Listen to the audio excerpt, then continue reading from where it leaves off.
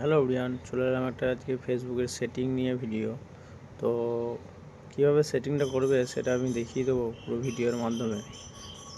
আর যাদের ধরো Facebook ID password ভুলে যাও, কারোর হ্যাক করে নেয়, কারোর আইডি ব্যান্ড হয়ে যায়, তো তাদের জন্য এই সেটিংটা ফেস স্ক্যান সেটিং কীভাবে করবে চলো দেখিয়ে দিচ্ছি গোটা ভিডিওর মাধ্যমে। তো প্রথমত সেটিংয়ে যাওয়ার পর